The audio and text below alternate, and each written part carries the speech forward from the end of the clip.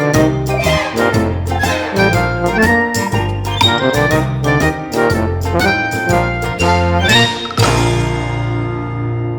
sahabat Nyonya Swan. Nah, ini memang era yang membosankan di era pandemi COVID ini. Karena nggak bisa kemana-mana, jadi saya harus buat konten from home. Nah, kali ini saya mau mengkepoin seorang influencer yang ternama, YouTuber dan pengusaha muda, YK Hendrawan atau Kevin Hendrawan. Nah, kali ini saya mau coba-coba pakai Zoom. Nah, nenek zaman now belum pernah nih pakai Zoom. Kali ini saya bersama Kevin Hendrawan mau ngobrol-ngobrol dengan Zoom. Ya, ikutin terus, tapi jangan lupa subscribe dulu dan bunyikan lonceng. Iya, apa kabar Vin? Sehat Vin? Kita masih dalam kondisi sehat. Kamu kok keren banget pakai itu apa, earphone, apa itu namanya? Ya, headphone. Headphone. Aduh, aku baru pertama kali loh pakai Zoom.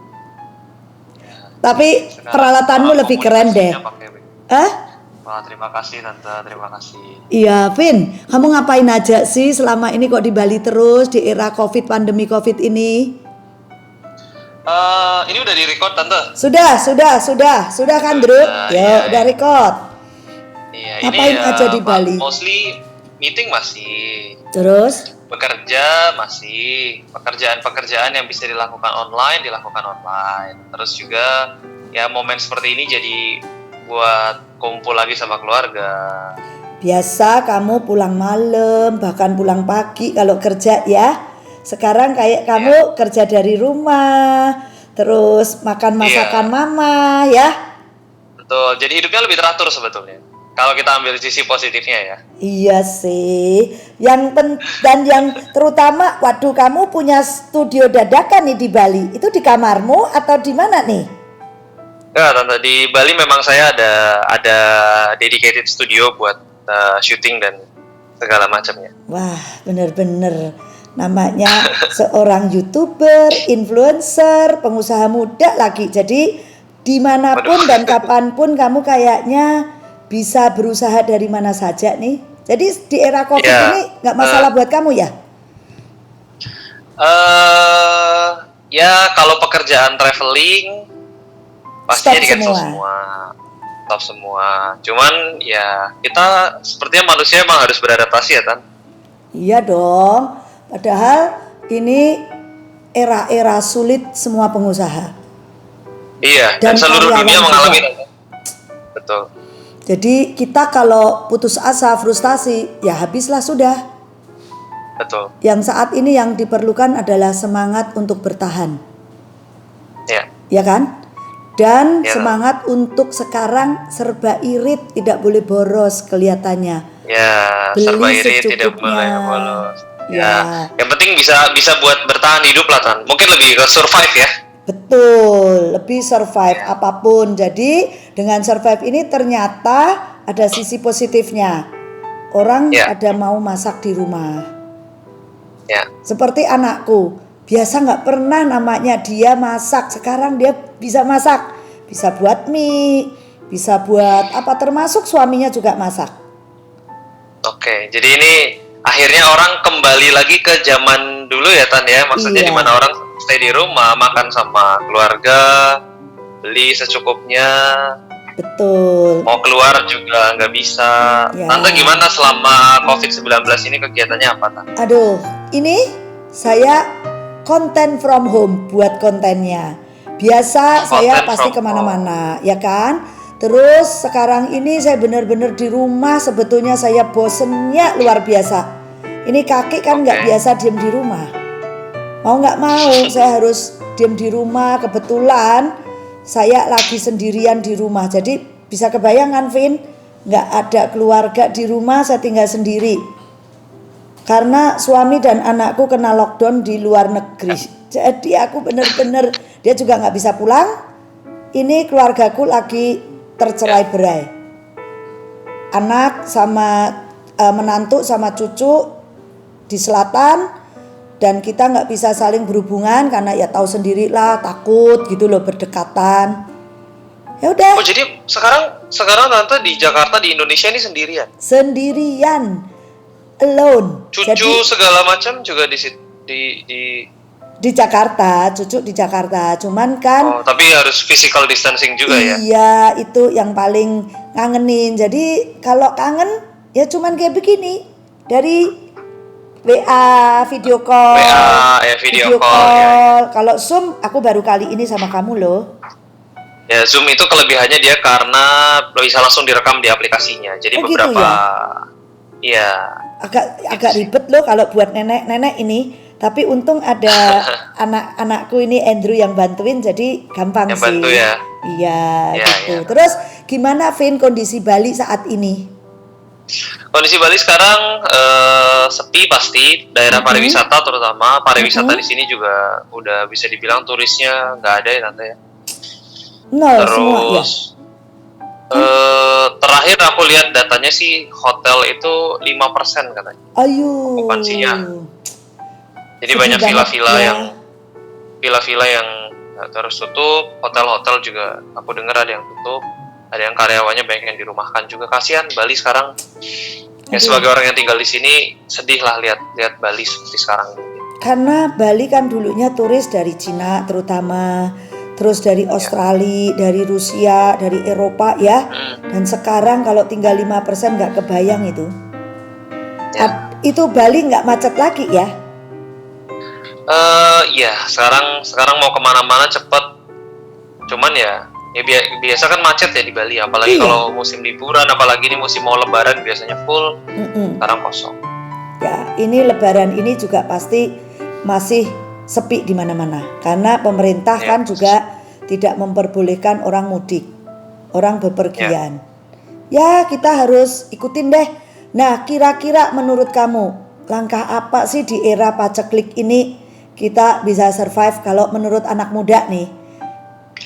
Oh, kalau menurut anak muda mungkin saya bukan yang bisa dimintain pendapat ya, karena saya pikiran saya lebih ke ya udah di rumah aja. Kalau misalnya kita bisa berhemat. Mungkin ini langkah yang sulit buat beberapa orang karena ada beberapa orang juga yang dia itu tidak punya dana cadangan ya kan, dana darurat gitu, mereka nggak punya. Jadi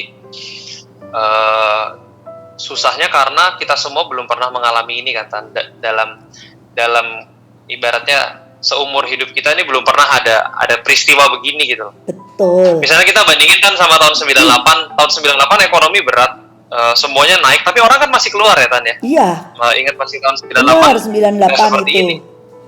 Ya meskipun dolar naiknya 7 kali lipat. Betul. Ya cuman kalau sekarang kan karena musuhnya ini penyakit yang nggak kelihatan. Ya. Ekonominya lemah ini karena orangnya pada nggak mau beli kemana-mana gitu, nggak mau nongkrong, nggak mau kemana-mana sehingga kan mati. Ya. Pengusaha juga pusing. Jadi ya memang yang bisa kita lakukan benar-benar mencoba untuk bertahan hidup dari kebutuhan primer aja. Ya. Nggak usah mikir yang lain-lain dulu. Aku juga dengar dari teman-teman ya yang benar-benar nggak punya tabungan. Ini yang paling sedih gitu ya. Kalau yang masih punya tabungan sedikit-sedikit ya kita masih ngambilin lah, masih bisa ambil dari tabungan. Walaupun kalau dulunya mungkin kita kalau makan royal ya biasa sering traktir temen, sekarang kita nggak bisa lagi traktiran, makan pasti bayar masing-masing. Dan ya mau kemana, toh nggak ada yang buka, restoran semua pada tutup, bener kan? Jadi mau nggak mau ya irit banget, saya sehari aja makan 2 kali loh, bukan 3 loh. Untuk orang yang seumur saya loh ya, karena cukup gitu. Bahkan buat orang-orang yang umur ini seneng, karena kayaknya kita bisa menurunkan berat badan secara natural. Nggak harus ini, karena makan 2 kali cukup. Nggak, pagi mungkin sarapan dengan ya secukupnya, terus makan siang, malam kita cuma makan buah dan sayur cukup. Karena kan memang anjuran di era Covid ini harus banyak makan buah, sayur, terus makan yang bergizi gitu kan. Nah, tapi Tante sehat kan? Sehat lah. Di rumah kamu gimana? terus terlihat. lihat terlihat dari sangat sehat dan ceria. Ya. harus bersemangat ya. Apapun Ya. masalah, karena di era Covid ini juga era ekonominya juga cukup parah sih.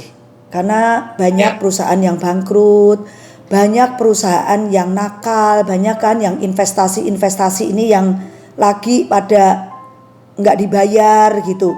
Nah ini membuat ekonomi kita, terutama pengusaha-pengusaha juga terpuruk, Vin. Oh, kalau dapur Solo gimana Tan? Dapur Soro Kan di mall-mall ya rata-rata ya. di mall tutup semua mallnya. Jadi Di mall yang kan ada yang kalau kayak seperti Mall Lipo tuh tutup semua ya, Mall Lipo tutup tutup ya. karena kan tidak boleh beroperasi. Yang ada adalah Kalau stand alone, yang di stand alone dan di ya Sunter gitu-gitu misalnya. ya dan terimanya Itu buka. buka, cuman delivery. Ya, Oke. ini era yang benar-benar ya akhirnya kita harus memberi insentif ke ini Karyawan. bukan ke customer. Saya malah diskon Oh. 25% loh Dapur Solo. Ya apapun gitu? lah, kita pernah untung ya pada saat yang kayak gini Dapur Solo harus berbagi juga. Ya, Itu. Ya. Ya benar. era yang harus dilalui mau tidak mau. Nah, Kita tidak bisa mau tidak menyerah mau, ya. dalam kondisi yang parah gini terus kita nyerah ya habis deh. Benar ya, Vin?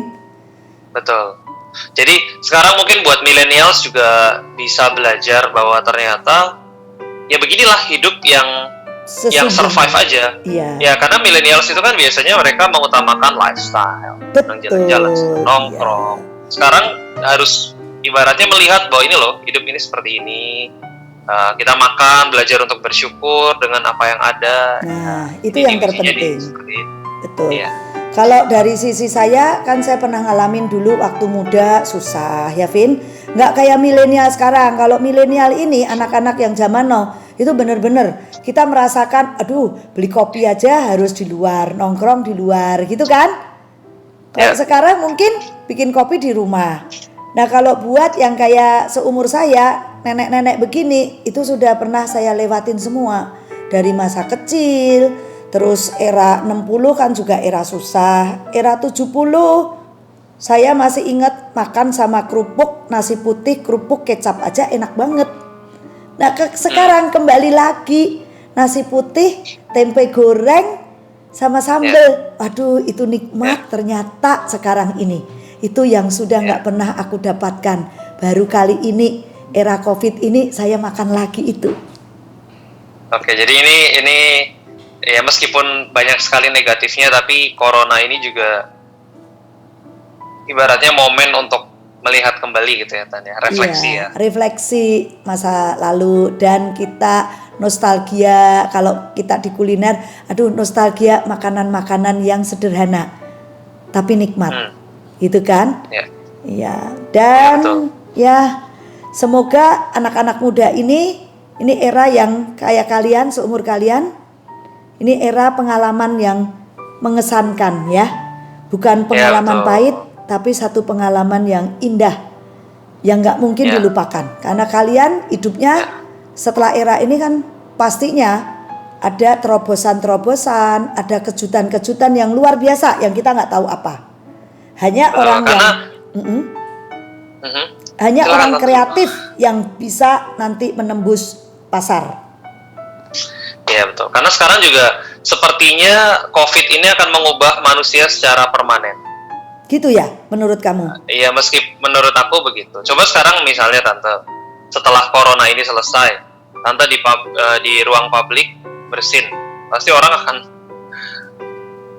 liatin Tante yang dengan tidak santai gitu. Karena sekarang orang bersin itu dianggap kayak wah, jangan membawa virus. Masyarakat akan lebih aware tentang kesehatan dan personal hygiene. Ya, kebersihan. Yang dulu, terus juga terus yang kedua, masyarakat akan lebih mau tidak mau dipaksa untuk online. Iya ya, eranya. Dulu kita nggak punya urgensi, kita nggak punya keharusan untuk jadi online. Sekarang sekolah mau nggak mau guru harus nyesuaiin online, murid-muridnya harus menyesuaikan online. Bisa jadi setelah ini budaya online-nya melekat. Sekolah udah nggak perlu lagi sekolah fisiknya mungkin, atau mungkin boleh lebih laku. Ya. Terus Ya. gimana menurut kamu kalau nanti semua online itu gedung-gedung, terus itu apa ya pengusaha karyawan, terus gimana dong nanti gajinya? Dengan online Ya kan, gedung yang banyak mubazir buat apa? sekarang kan modelnya work from home, tapi kan tidak semua itu work from home. Ada tetap harus meeting offline. Nggak Ya. semua hal bisa diraih dengan online. Cuman paling tidak perusahaan sekarang jadi lebih terbiasa dengan bekerja di rumah. Gitu ya. Ya, Jadi, menurut saya sih begitu. lebih nyaman akhirnya kerja di rumah bersama keluarga di rumah, kelihatannya lebih dekat, ya. Ya, meskipun ada negatifnya juga. Work from home ini jadi nggak ada jam kerjanya, Tan. Kerja terus. Oh, Jam gitu? berapa aja meeting. Ya, kan begitu. Kamu juga? Orang-orang kan begitu. Kamu juga Vin? Kalau saya berusaha untuk tetap menyeimbangkan lah hidup sama pekerjaan. Iya, ya. Bisa juga nanti akhirnya mereka anak muda ini kerjanya malam, tidurnya siang. Karena katanya lebih enak kalau malam gitu kan? Ya, pagi bangunnya siang gitu. Iya, kerja malam terus bangunnya siang jam 12, jam 11 baru bangun gitu. Karena nggak ada kepentingan untuk harus ke kantor gitu. Ya, semoga lah kita harus ambil sisi yang baik dari manapun ya. Sisi positifnya dikembangkan, yang negatifnya ya kita hilangkan. Vin, salam buat mama, buat papa, buat adik-adikmu di rumah ya. Sama-sama. Terus Terima kasih banyak atas sehatnya senang, terus. semoga Bali cepat pulih ya.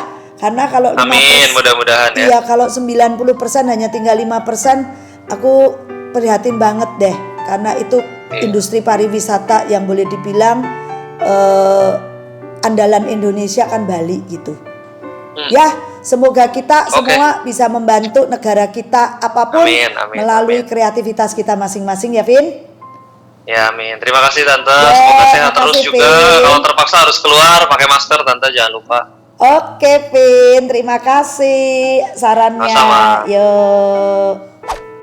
Nah, sahabat Nyonya Swan, tadi perbincangan saya dengan seorang anak muda milenial yang boleh dibilang cukup luar biasa karena anak muda ini adalah YouTuber dan influencer. Dan saya tanya-tanya bagaimana era COVID ini dari sudut pandang anak muda, dan ternyata jawab